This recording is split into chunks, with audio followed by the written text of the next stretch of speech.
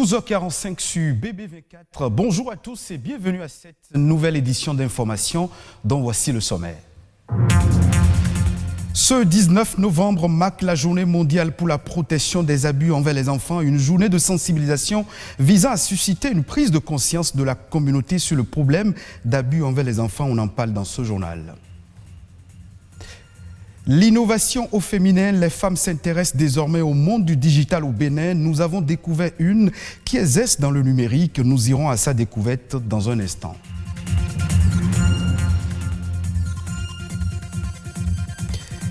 Et puis, les lacs de la vallée du Rift au Kenya connaissent une montée des eaux sans précédent depuis quelques mois, ce qui affecte des milliers de personnes. Cette année, la saison des pluies a pris tout le monde de coup. Les détails sont à suivre.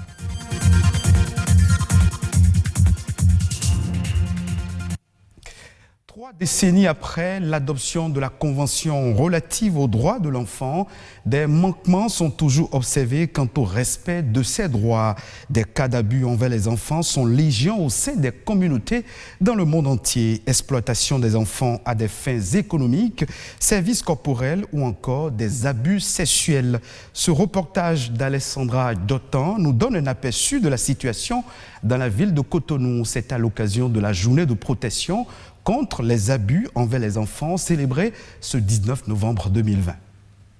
Il faut entendre par abus tout acte inhumain qui est porté envers la vie de l'enfant. L'acte que l'on pose qui porte atteinte aux droits des enfants. De pareils actes sont légion et constituent une entrave à l'épanouissement des enfants. Les cas varient d'une communauté à une autre. Dans le 6e arrondissement de Cotonou, les abus sexuels sont fréquents. Et les cas qui sont les plus récurrents, c'est les cas d'abus sexuels, les cas de viol, d'inceste. Déjà au premier semestre, les cas que nous-mêmes nous avons reçus, ça fait déjà plus de 5. Et ceux qui nous ont été référencés, on a reçu 3. Cette situation constitue un os dans la gorge des élus locaux. Surtout, nous sommes au niveau de la Belge. Le 6e arrondissement, dans le 6e arrondissement, il y a trop de violence. Il y a la pauvreté atroce dans notre zone. Ce qui fait que vraiment les gens prennent leur plaisir par là pour faire la violence sur les enfants et sur les femmes. À Cotonou et au-delà, dans l'ensemble du pays, le constat s'étend à d'autres formes d'abus envers les enfants. Maltraitance physique, trafic d'enfants pour exploitation à des fins économiques, la liste est longue. Des enfants vendeurs ambulants dans les marchés, dans les feux tricolores et dans les rues de quartier. Pourtant, des textes de loi existent protégeant l'enfant et réprimant tout acte d'abus à son encontre. La place de l'enfant, ce n'est pas au marché, mais vous voyez l'enfant qui transporte la marchandise, qui est en train de vendre. Soit c'est un enfant qui a quitté une autre communauté qui est venu là pour trouver de l'argent, ou bien l'enfant est en train de vendre, en train d'aider sa tante ou sa maman. Vous savez, le changement de comportement est un processus. La lutte en vaut la peine parce que c'est des faits de société, comme on l'a dit, et qui entravent donc le développement de l'enfant, l'épanouissement de l'enfant, alors que l'enfant est l'avenir de demain. Vous imaginez si dans une communauté où on a 100 enfants, par exemple, et que 99 subissent ces traitements-là chaque jour, vous pensez que la société, la relève demain est assurée? Non. Du chemin reste à faire pour une réelle jouissance de ses droits par l'enfant. Parlons à présent du numérique, un secteur porteur dans le monde entier. Aujourd'hui, le digital n'attire pas seulement que les hommes. Des femmes s'intéressent de plus en plus au métier du numérique. Une équipe de notre rédaction a rencontré une Béninoise qui évolue dans l'univers du digital au Bénin. Rodrigue Bababito pour le reportage. Quand elle se rend à son lieu de travail dans la journée, c'est entre son téléphone, l'écran de son ordinateur et quelques rares fois les câbles techniques que Zérose passe le clair de son temps. Je suis responsable chef département de 3 réseaux d'accès, 3 technologies de réseaux d'accès. Quand on dit réseau d'accès, c'est les équipements qui fournissent, qui amènent chez le client lambda l'Internet. Et les matins, qu'est-ce que je fais? On doit m'envoyer des points selon des séquences d'heures. Je jette le regard là-dessus, je vois les anomalies,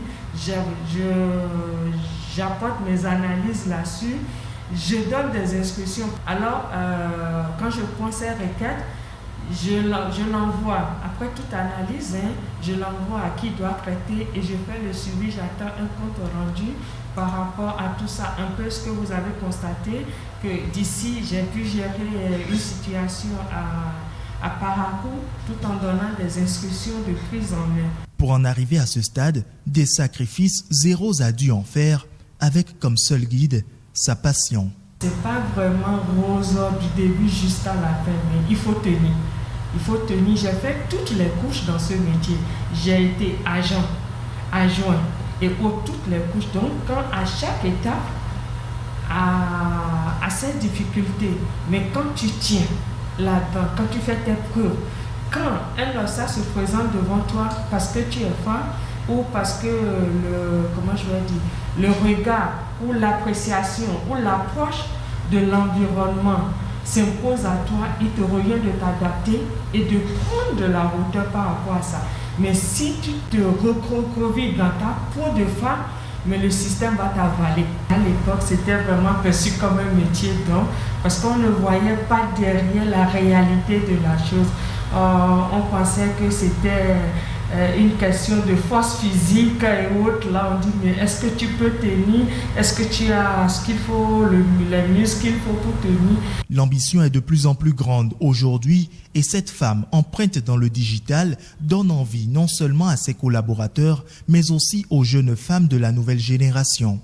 Quand je la vois travailler et quand je vois le secteur que j'adore, je pense que c'est une occasion pour moi de demander à toutes les femmes qu'il n'y a rien de compliqué.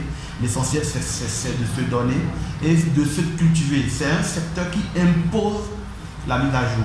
Il faut s'honorer dans ce domaine et devenir des élites, comme les exemples que nous avons, notre ministre Aurélie, et comme plusieurs d'autres femmes dans le secteur aujourd'hui. Si depuis les années 70 où le digital a vu le jour, les hommes ont été nombreux à s'engouffrer, aujourd'hui, les femmes sont de plus en plus amenées à oser, innover et entreprendre dans le domaine, faisant du digital un monde de plus en plus inclusif. Nous parlons santé à présent. S'il y a des personnes qui naissent sourdes, il y a d'autres qui le deviennent, par imprudence, notamment à cause de certains comportements peu recommandables qui endommagent progressivement leurs organes récepteurs de son. En effet, selon certaines études, 3 jeunes sur 4 ont déjà ressenti des troubles auditifs dans le monde entier. Un mal caractérisé par une diminution provisoire ou permanente des facultés auditives. Pour mieux comprendre cette situation, je vous invite à suivre cette interview. L'audition, c'est un ensemble de mécanismes qui aboutit à l'écoute. L'oreille est divisée en 3 parties. L'oreille externe, l'oreille moyenne et l'oreille interne. Les troubles auditifs résultent donc d'une atteinte de l'une ou l'autre de ces différentes structures. Les troubles auditifs vont aller soit de la baisse de l'audition, qu'on appelle une hypoacousie, à la perte de l'audition, qu'on appelle la surdité. En général, en fait, les troubles auditifs sont liés au traumatisme sonore. Donc l'usage abusif des écouteurs, tout le temps écouter la musique à un volume très élevé, surtout lorsqu'on écoute un son préféré. Il y a une cible particulière, notamment les professionnels du son.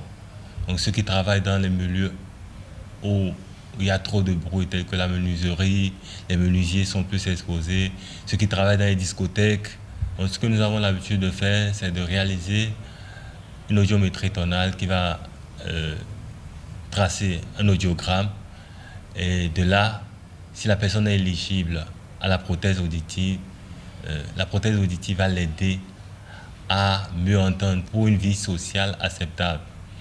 Dans le cas contraire, puisqu'il arrive à un moment donné où la surdité est très profonde, c'est-à-dire la personne perd pratiquement la totalité de son audition, là on ne peut rien faire. Autres informations dans ce journal à travers ce condensé de quelques faits marquants de l'actualité nationale.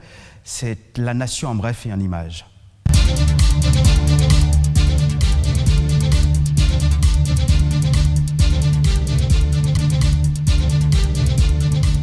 La télévision numérique terrestre TNT entre d'ici à 2021 dans sa phase opérationnelle au Bénin. Dans le but d'accélérer l'opérationnalisation du dit projet, le ministère du Numérique et de la Digitalisation a informé mardi dernier les opérateurs économiques ayant déposé leur manifestation d'intention pour la fabrication ou la commercialisation des décodeurs et accessoires de réception de la télévision numérique terrestre au Bénin des nouvelles mesures d'accompagnement de l'État. Entre autres mesures, il y a l'exonération des droits de douane et de la TVA, la mise en place du cadre juridique, la construction du réseau de diffusion, l'installation de la station terrienne et la formation du premier multiplex béninois. Le balai des ministres se poursuit devant la commission budgétaire de l'Assemblée nationale pour défendre le projet de budget de leur ministère au titre de la gestion 2021. Romuald Wadaï de l'économie et des finances a défendu mardi dernier son projet de budget qui se chiffre à plus de 25 milliards de francs CFA en 2021 contre plus de 18 milliards en 2020, soit un accroissement de plus de 7 milliards pour un taux de variation de 39,68%. Selon le ministre Wadaï, outre l'amélioration de la performance des structures du ministère et la gestion du cadre macroéconomique, 4 autres projets sont retenus dans le portefeuille du projet d'investissement public au titre de la gestion 2021. Il s'agit entre autres du projet de construction des bâtiments des régies financières de l'État et du projet de construction du bâtiment des archives et du centre de formation professionnelle de l'administration centrale des finances. Non aux structures illégales de collecte de l'épargne et de placement de fonds. C'est avec ce slogan que se déroule du 17 au 27 novembre 2020 la quinzaine de l'assainissement du secteur de la microfinance.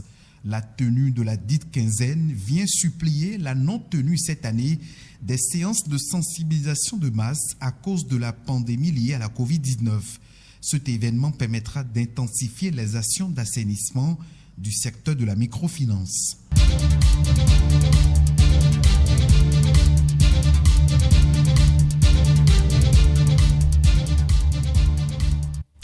Direction maintenant le Kenya, dans ce pays de l'Afrique de l'Est où les lacs de la vallée du Rift sont à leur niveau le plus haut depuis 1932. Cette montée des eaux devrait encore s'amplifier avec le début de la saison des pluies, mais c'est déjà une catastrophe humaine et économique. Les précisions dans ce reportage de nos confrères de France 24.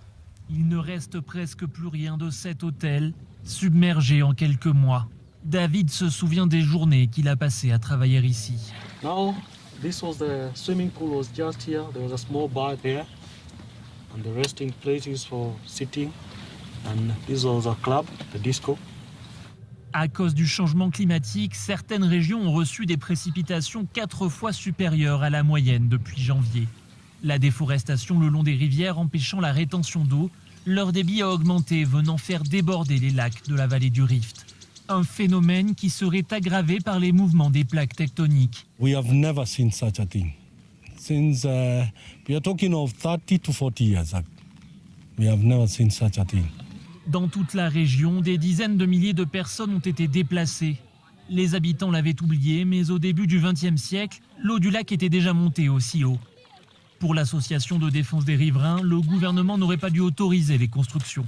The lake level records have shown us we've been here a number of times. Every time the lake rises, people have to be displaced and the government has to come in and try to give some humanitarian aid and support. But that is not sustainable. L'agence gouvernementale chargée de l'environnement affirme chercher des solutions. Elle explique qu'une ancienne loi, très imprécise, va bientôt être remplacée. For lakes, such as Lake Naivasha, you are not allowed to put up any structure or to do any development activity within a distance of 30 meters from the highest recorded water level of the lake. Alors que certains riverains attendent toujours d'être relogés par le gouvernement, la saison des pluies commence. Et beaucoup s'inquiètent d'une nouvelle hausse du niveau du lac. Ce sera tout pour cette session d'information. Merci de votre fidélité. Retrouvez cette édition sur le site de l'ORTB, www.ortb.bg.